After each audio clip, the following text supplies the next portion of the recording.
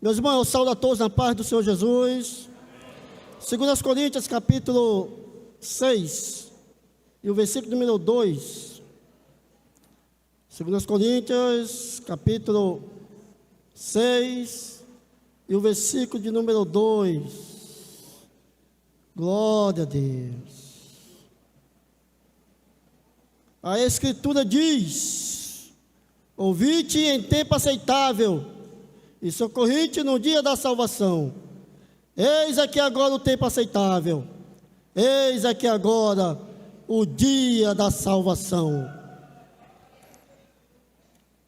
Todo cristão que é leitor das Escrituras já percebeu que o assunto central da Bíblia é a salvação.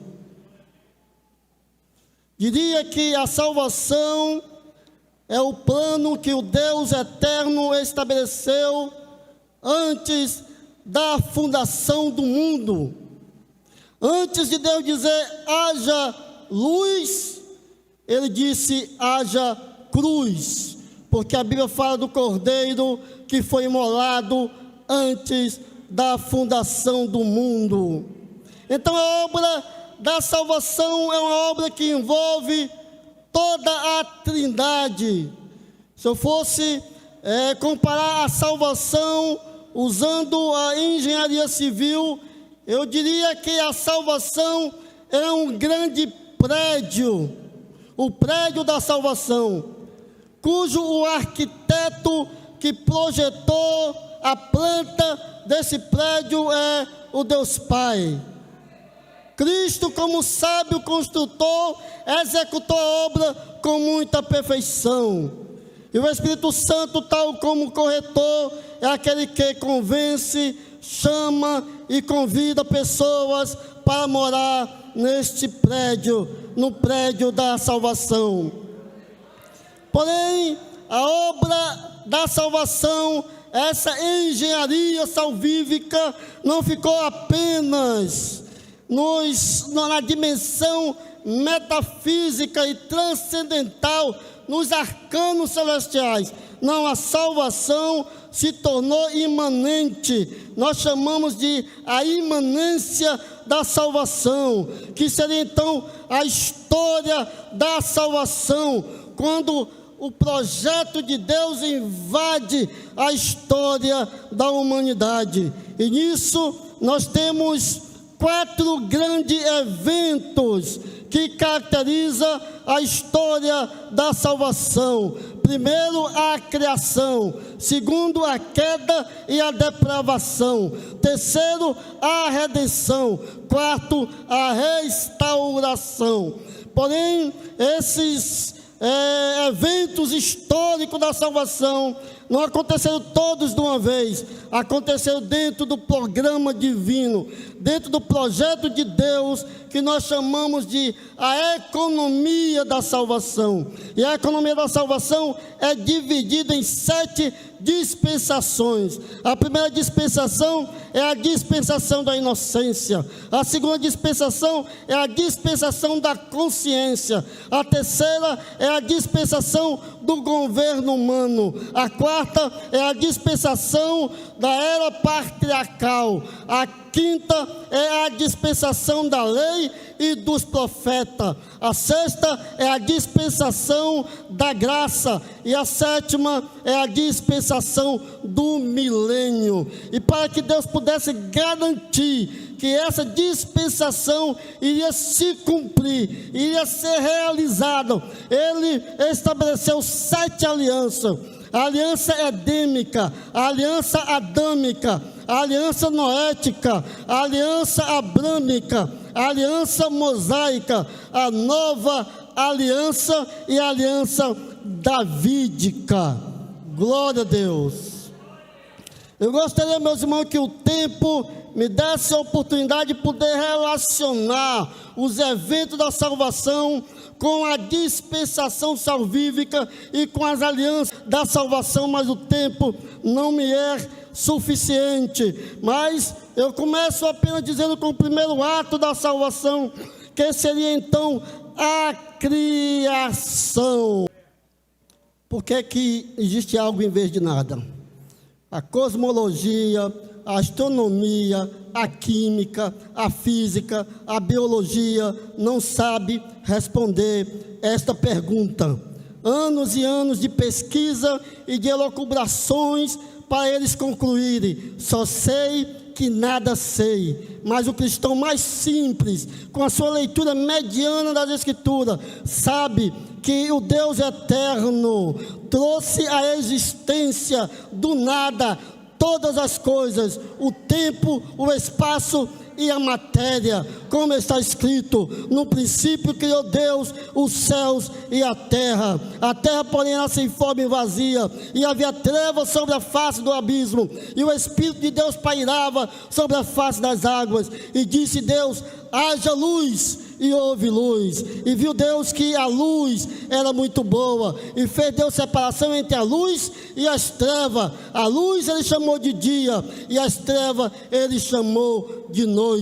Foi-se a tarde, a manhã e o primeiro dia. E assim em 6 dias consecutivos e literais, Deus trouxe à existência todo esse cosmo maravilhoso, exuberante, grandioso, e toda a natureza com as suas biodiversidades e ecossistema. E no 6º dia ele criou o casal humano, colocou no jardim, fez com ele uma aliança edêmica, e prometeu a eles: se eles permanecerem fiel, a sua descendência teria a vida no paraíso. Mas se quebrasse a aliança com Deus, então a morte iria imperar sobre a humanidade. E uma vez que eles quebraram, entrou o pecado, entrou a depravação no mundo, e o homem tornou-se então pecador e depravado. E assim, no decorrer da história, Deus foi estabelecendo as suas alianças para que pudesse então cumprir o seu plano de salvação, até que chegou na época da nação de Israel, que estava escravizado no Egito, e Deus os libertou dali e os conduziu para o Monte Sinai, e ali fez com ele uma aliança, estabelecendo a lei que deveria governar os homens, e estabelecendo o pecado como crime contra a lei, e estabelecendo a penalidade do pecado, a morte. E assim Israel caminhou com Deus durante 40 anos no deserto, entrou na terra de Canaã, despojou as nações, depois tomou posse daquela terra, conforme prometido a Abraão, a Isaac e a Jacó, no pacto abraâmico. E estando ali na terra de Canaã, eles viveram por 300 anos no domínio dos juízes, e depois veio então a monarquia, e na monarquia Deus escolheu um rei, dizendo: achei a Davi, o meu ungido, e com meu santo óleo o ungi. E fez com Davi uma aliança davídica, prometendo a ele o reino eterno, e dizendo que um de seus filhos sentaria no seu trono para sempre. E depois então os profetas começaram a falar deste rei, chamando de Messias, chamando de renovo, chamando de servo sofredor, e falando várias profecias, indicando o tempo que ele iria nascer. E chegou-se quase 1000 anos depois de Davi, nasceu então na cidade de Belém o Cristo, o Salvador do mundo. E acerca dele a Bíblia diz que Jesus, subsistindo em forma de Deus, não teve por usurpação ser igual a Deus, mas esvaziou-se a si mesmo e tomou a forma de servo, e estando na figura de homem, humilhou-se a si mesmo e foi obediente até a morte, e morte de cruz. E foi na cruz que Cristo pagou o preço da redenção, aonde a depravação do homem encontrou a libertação. Ali na cruz, o Cristo venceu a morte, aboliu a escravidão do pecado, venceu Satanás, esmagando a cabeça da serpente, conforme Deus prometeu na aliança adâmica. E ali ele estabeleceu a dispensação da graça, dando a salvação gratuitamente a todos aqueles que crêem em Jesus Cristo para a salvação. Então, meus irmãos, se a salvação é o centro do assunto da Bíblia, Jesus Cristo como Salvador é o centro da salvação, é o centro das Escrituras, é o centro do Evangelho, é o centro da história, é o centro do universo, é o centro de Israel, é o centro da igreja, é o centro da sua vida, Ele é o centro da minha vida, Ele é aquele que enche tudo e enche todos. Glória a Deus. Cristo, que é o principal personagem e autor da salvação, eu posso vê-lo em cada letra do nosso alfabeto. Na letra A, ele é o alfa. Na letra B, ele é o bom pastor. Na letra C, ele é o Cordeiro de Deus. Na letra D, ele é o Deus forte. Na letra E, ele é o escolhido em quem pus o meu espírito. Na letra F, ele é o Filho de Deus. Na letra G, ele é a geração de Davi. Na letra H, ele é o homem de dores. Na letra I, ele é o intercessor junto ao Pai. Na letra J, ele é Jesus de Nazaré. Na letra L, ele é o leão da tribo de Judá. Na letra M, ele é o mediador entre Deus e os homens. Na letra N, ele é o Nazareno. Na letra O, ele é o Ômega. Na letra P, ele é o primogênito dentre os mortos. Na letra Q, ele é o quarto homem da fornalha. Na letra R, ele é o Rei dos Reis. Na letra S, ele é o Senhor dos Senhores. Na letra T, ele é a testemunha fiel. Na letra U, ele é o unigênito do Pai. Na letra V, ele é a videira verdadeira. Na letra X, ele é a chânica de Deus. E na letra Z, ele é o zelo de Deus, porque o zelo da tua casa me consome. Glória a Deus. Glória a Deus. Ainda me resta 3 letras. Na letra Y, K e VW, ele é Jesus, Kyrio e o Word, que significa ele é Jesus, o Senhor do universo, porque está escrito: pelo que Deus também o exaltou sobremaneira e lhe deu um nome que está acima de todo nome, para que ao nome de Jesus se dobre todo o joelho dos que estão nos céus e na terra e debaixo da terra, e toda língua confesse que Jesus Cristo é o Senhor, para a glória de Deus Pai. Glória a Deus. Jesus é o Senhor do universo. Jesus está vivo. Todas as grandes personagens da história do mundo estão mortos, mas Jesus Cristo está vivo. Nabucodonosor, Alexandre Magno, Ciro e Antíoco Epifânio estão mortos, mas ele está vivo. Buda, Confúcio e Zoroastra estão mortos, mas ele está vivo. Sócrates, Platão e Aristóteles estão mortos, mas ele está vivo. Nero, Calígula e Dominiciano estão mortos, mas ele está vivo. O Papa Leão X está morto, mas o leão da tribo de Judá está vivo. Maomé, Mussolini e Napoleão Bonaparte estão mortos, mas ele está vivo. Charles Darwin, Friedrich Nietzsche estão mortos, mas ele está vivo. Adolfo Hitler, Karl Marx, Lenin e Stalin estão mortos, mas ele está vivo. Saddam Hussein e Osama Bin Laden, Fidel Castro e Che Guevara estão mortos, mas ele está vivo. Charles Russell, Joseph Smith, Ellen White e Helena Blavatsky estão mortos, mas ele está vivo.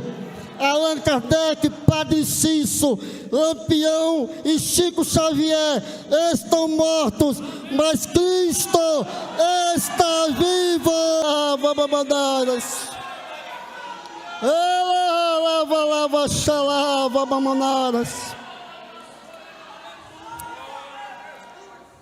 Exaltado à destra do Pai, Ele derramou sobre a sua igreja o Espírito Santo, como está escrito, cumprindo-se o dia de Pentecoste, estavam todos reunidos no mesmo lugar. De repente veio do céu um som, como de um vento fermente impetuoso, em que encheu toda a casa em que estava reunido. Então viu-se entre ele línguas repartidas como que de fogo, e pousando sobre cada um deles, e todos foram cheios do Espírito Santo, e começaram a falar em outras línguas, conforme o Espírito Santo os concedia que falasse. E aquela igreja agora cheia do Espírito Santo sai anunciando a palavra de Deus, a salvação até os confins da terra e até o final dos séculos. E a nós também foi dado essa responsabilidade de falar da salvação, de falar do Salvador, de trazer aos pés da cruz todos aqueles que precisam da salvação, para celebrarem com Cristo a sua carne e o seu sangue e terem a vida eterna. E meus irmãos, a porta da graça está aberta, mas quando a porta da graça se fechar, então vai cumprir o que está escrito: o sol escurecerá, a lua não dará o seu brilho, as estrelas cairão do céu, e os homens verão o Filho de Deus vindo sobre as nuvens com poder e grande glória, o qual enviará os seus anjos com grande som de trombeta, o qual vai reunir todos os seus escolhidos que creram nele para a salvação, para herdarem o seu reino e governarem com ele para todo sempre. E nessa época, na dispensação do milênio, que é a última dispensação da salvação, Cristo vai estar coroado com glória, a igreja ao seu lado, governando e reinando com o cetro da justiça por 1000 anos sobre a terra. E ele, durante esses 1000 anos, ele vai julgar os mortos e os vivos. Ele vai subjugar aos seus pés o falso profeta, o anticristo, o diabo e a Babilônia. Ele vai lançar no inferno todos os ímpios cujos nomes não foram escritos no livro da vida, mas aqueles que se encontram no livro da vida do Cordeiro, ele dirá: vinde, bendito de meu Pai, possuir por herança o reino de Deus, que está preparado desde a fundação do mundo. Então, quando Cristo concluir esta obra de restauração, em que vai surgir um novo céu e a nova terra, ele vai entregar o seu reino ao Pai e vai dizer: meu Pai, eu concluí a obra que tu me entregaste, eu consumei a salvação. E a Bíblia diz que aquele que está assentado no trono vai olhar para a obra da salvação, vai olhar para a igreja redimida, vai olhar para o Cristo glorificado e coroado à sua destra, e vai dizer: eis que faço nova todas as coisas.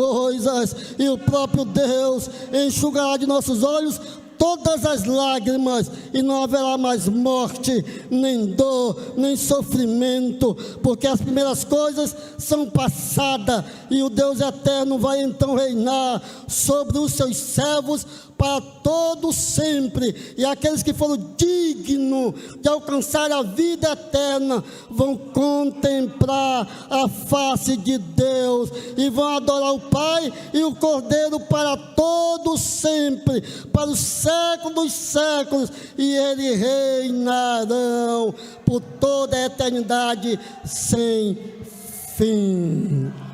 Glória a Deus. Esse é todo o projeto da salvação, em que está contida no Evangelho. E o Evangelho é o poder de Deus para a salvação de todo aquele que crê. Ele salva o mais vil pecador, o mais depravado pecador, com a mensagem mais simples do Evangelho, é capaz de estraçalhar o coração mais duro. Eu quero concluir contando a história de um pecador obstinado, que morava em uma localidade, e todos daquela localidade tinham medo dele, tinham pavor dele.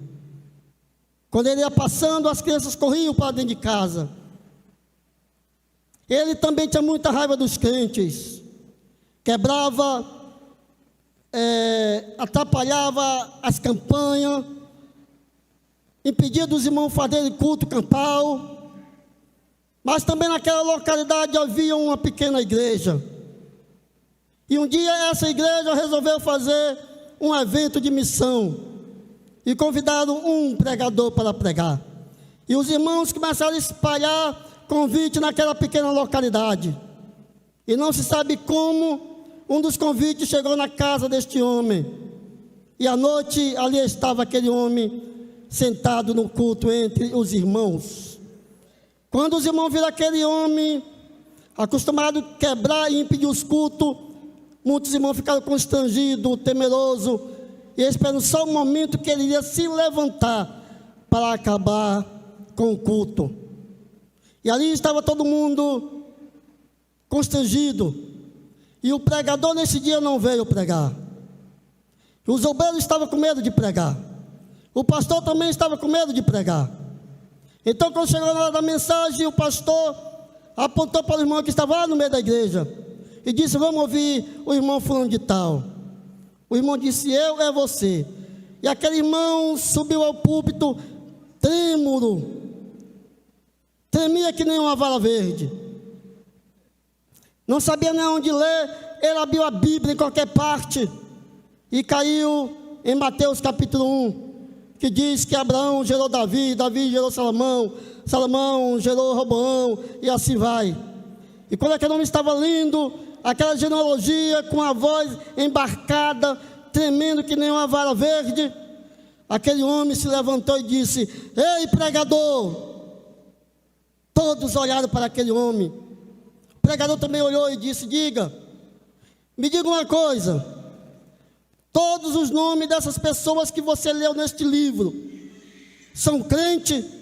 E o pregador disse: são crente. Então ele disse: eu também quero ser crente, para que o meu nome conste neste livro.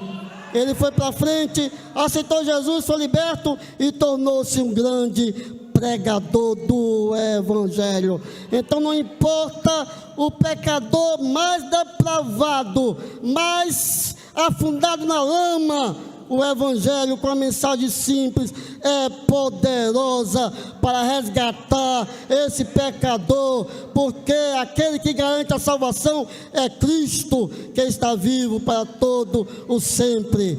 Amém? Amém. Eu agradeço a oportunidade em nome do Senhor Jesus. Amém.